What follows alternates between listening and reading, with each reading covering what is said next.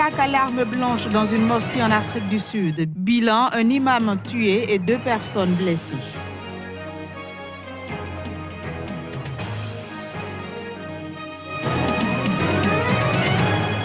Appel à revoir un texte prônant la peine de mort en cas d'apostasie et de blasphème en Mauritanie. C'était à l'issue d'une réunion à Nouakchott.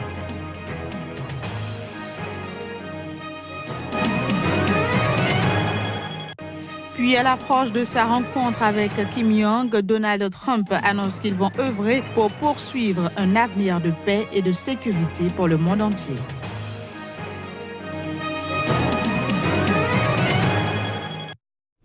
Nouvelle session de l'information sur Sika TV. Bienvenue à toutes et à tous. Je l'annonçais en titre, en Afrique du Sud est survenue une attaque au couteau dans une mosquée de la banlieue de Durban dans le nord-est ce jeudi. Bilan, un imam tué et 2 personnes grièvement blessées. Le motif de l'agression reste pour l'heure inconnu. Voici les détails. L'attaque à l'arme blanche s'est produite dans une mosquée de la banlieue de Durban. Les assaillants ont tué un imam et grièvement blessé 2 personnes. Alertée, la police a immédiatement installé un périmètre de sécurité autour du lieu du crime. Le forfait a été commis après la prière de la mi-journée. 3 hommes présentés par les médias locaux comme des Égyptiens sont entrés dans une mosquée de la ville de Verulam et s'en sont pris à un imam, un fidèle et un concierge. Ils ont ligoté l'imam, l'ont jeté à terre et lui ont entaillé la gorge. L'homme a rapidement succombé à ses blessures. Les 2 autres victimes ont elles aussi été poignardées, l'une à l'abdomen et l'autre à l'aine. Avant de s'enfuir en voiture, les assaillants qui disposaient selon les témoignages d'armes à feu ont lancé un cocktail Molotov dans la mosquée qui a partiellement pris feu. Les pompiers sont arrivés sur les lieux et ont rapidement circonscrit l'incendie. Le motif de l'attaque reste pour l'heure inconnu des forces de sécurité. L'Afrique du Sud compte 1,5% de musulmans parmi ses 53 millions d'habitants. Le pays peut se prévaloir d'une histoire de grande tolérance en matière de religion. Il a d'ailleurs jusqu'à présent été épargné par les attentats djihadistes, contrairement à plusieurs autres pays africains voisins. Direction le Kenya où les équipes de secours continuent ce vendredi de chercher d'éventuels survivants à la catastrophe causée par la rupture d'un barrage dans la soirée de mercredi. Le bilan qui faisait état de 41 morts est passé à plus de 44 morts. Voici les images. Le bilan des victimes de la rupture de barrage s'est alourdi. On dénombre au moins 44 décès contre 41 quelques heures plus tôt. 40 personnes sont toujours portées disparues. Des dizaines de personnes rescapées ont été admises dans des centres de soins. Le plus important pour nous maintenant, c'est d'avoir des équipes de recherche sur le terrain.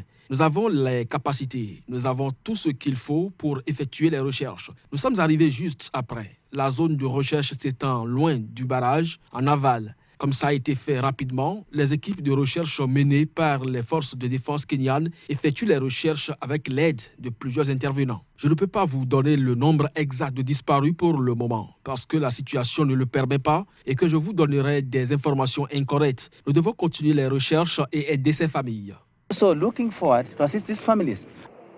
Le procureur en chef du Kenya a par ailleurs annoncé l'ouverture d'une enquête policière afin de déterminer les causes réelles et les responsabilités dans la tragédie. Le drame est survenu mercredi soir. Le barrage situé sur la commune de Solaï, près de Nakuru, à environ 160 km au nord de Nairobi, avait cédé et ses eaux boueuses balayaient les modestes habitations avoisinantes. Près de 180 personnes sont mortes au Kenya en raison des inondations depuis le début de la longue saison des pluies en mars.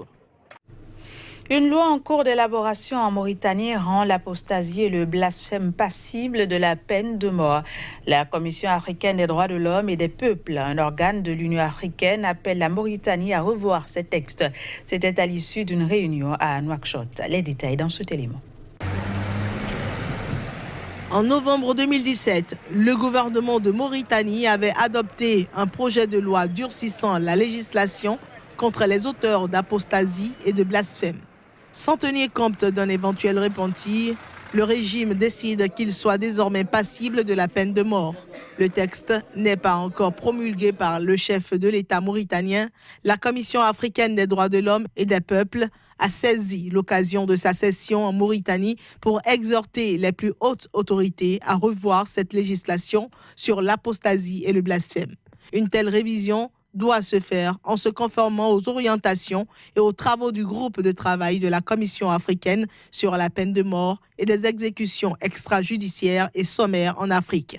Il faut dire que l'organe de l'Union africaine, dont les décisions ne sont pas impératives, prône l'abolition de la peine de mort. Le durcissement de la législation sur l'apostasie avait été adopté par Nouakchott dans la foulée des réactions populaires hostiles à l'allègement de la peine du blogueur mauritanien Mohamed Ould Nketir, qui a vu sa peine de mort réduite à 2 ans de prison, qu'il a purgée, mais qui reste en détention administrative. L'annonce de la réduction de sa peine en appel a provoqué des manifestations de protestation.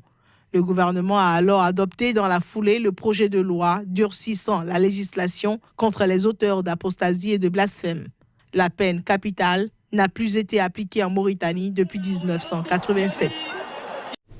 La Cour suprême de Gambie a invalidé mercredi plusieurs lois limitant la liberté de la presse. Elle juge inconstitutionnelles les lourdes peines prévues en cas de diffamation criminelle et de diffusion de fausses publications sur Internet. Les détails. Dans une plainte introduite en septembre 2015, le syndicat des journalistes de Gambie avait réclamé le retrait du code pénal de loi sanctionnant d'une peine de 15 ans de prison et d'une amende de 66 000 $ la diffamation criminelle et la diffusion de fausses informations, y compris sur Internet. Les journalistes estimaient que ces règles permettaient aux autorités de poursuivre les journalistes et de museler la presse, comme ce fut le cas sous le régime de Yaya Jammeh. Dans son arrêt, la Cour suprême leur a donné raison en les estimant disproportionnés et ne poursuivant pas d'objectifs légitimes. La Haute Cour, la plus haute juridiction de ce pays anglophone d'Afrique de l'Ouest, a également limité la portée de la loi réprimant la sédition 16 mois après le départ, à la suite de 22 ans de pouvoir de l'ancien homme fort du pays, Yaya Jammeh. En revanche, la Cour a en partie validé des passages du code criminel concernant la sédition, définis comme l'intention de provoquer la haine, le mépris ou le mécontentement envers le président, le gouvernement de Gambie. Ces propositions sont conformes aux restrictions raisonnables prévues par la Constitution. Elles sont valides, raisonnables et justifiées dans une société démocratique car elles poursuivent un objectif légitime, indique l'arrêt, qui limite toutefois au seul président leur application. La loi sur la diffamation et celle concernant Internet, telles que la publication de fausses informations ou la caricature de responsables, ont été balayées, s'est réjouie l'avocate du syndicat des journalistes. Ancien militaire parvenu au pouvoir par un putsch sans effusion de sang en 1994 dans cette ex-colonie britannique, enclavée dans le Sénégal, à l'exception d'une étroite façade côtière, Yaya Jammeh est accusé de disparition forcée et d'exécution extrajudiciaire par des opposants et défenseurs des droits de l'homme. Il s'était fait largement élire et réélire sans interruption jusqu'à sa défaite en décembre 2016 face à Adama Barrow, candidat de l'opposition. Au Togo, l'opposition réclame des explications au gouvernement dans l'affaire judiciaire en cours en France contre Vincent Bolloré, mis en examen pour corruption dans une enquête sur les conditions de l'attribution de concessions portuaires en Guinée et au Togo. Le groupe parlementaire de l'Alliance nationale pour le changement a invité le gouvernement à fournir au Parlement la copie des contrats de cession ou de concession conclus par l'État avec certaines entreprises dont le groupe Bolloré. Reportage.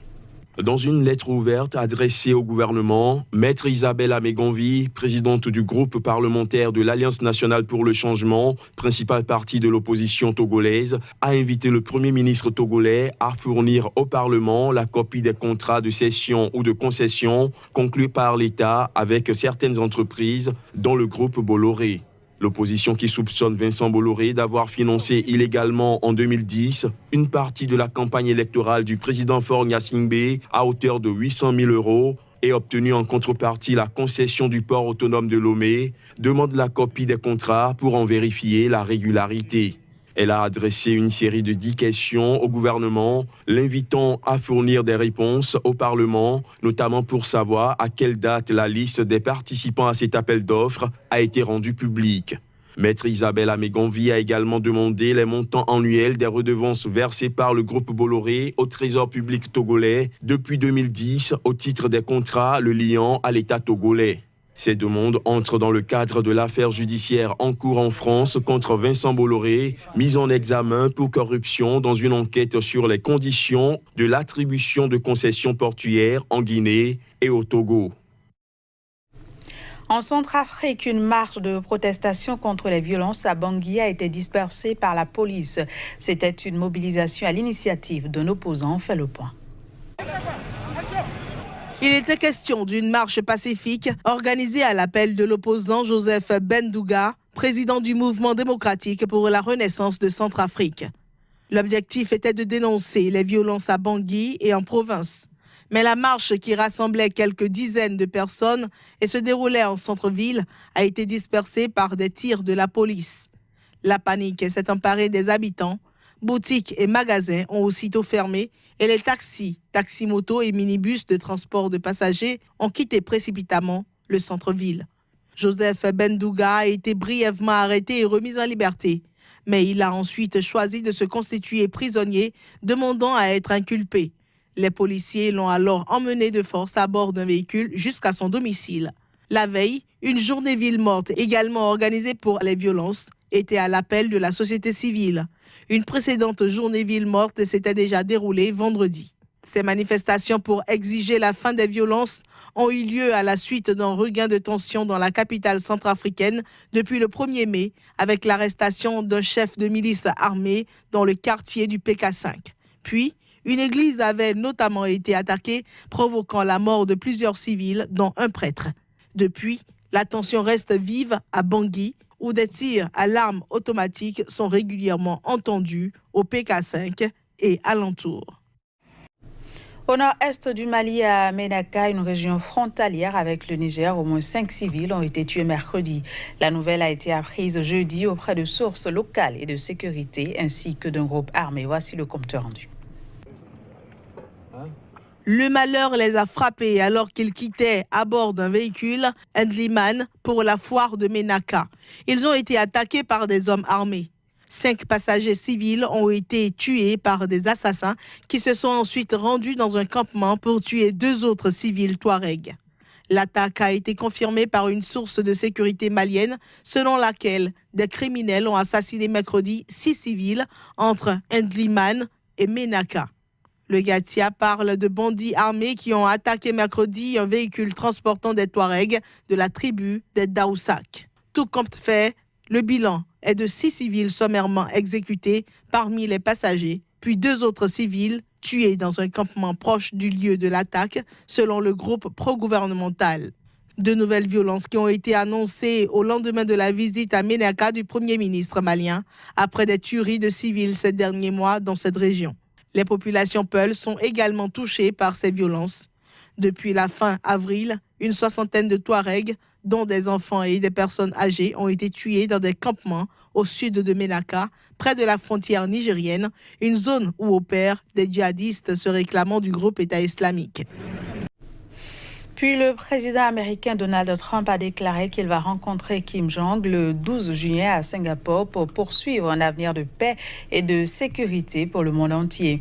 Occasion pour le chef d'État américain de s'exprimer sur la libération de 3 Américains par Pyongyang. C'était au cours d'un meeting dans l'Indiana. On l'écoute.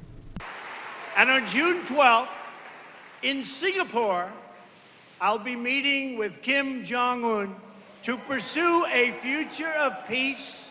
Le 12 juin, à Singapour, je rencontrerai Kim pour poursuivre un atelier de paix et de sécurité pour le monde entier. J'espère que quelque chose de très bien va se produire et ils comprennent que c'est très important pour eux et pour tout le monde. Donc le Japon, la Corée du Sud, la Chine, tout le monde. Je pense que ce sera un très grand succès. Je pense que Kim Jong-un s'est rendu un grand service à lui et à son pays en faisant cela. Mais ces otages sont sortis avec respect. Nous n'avons pas payé pour eux. On prépare les bases. Nous allons faire une bonne affaire pour le monde, pour la Corée du Nord, pour la Corée du Sud, pour le Japon, pour la Chine. We're going to make a great... Voilà, ce sera tout pour ce journal. Merci de l'avoir suivi. Très bonne suite au programme sur Sika. Au revoir.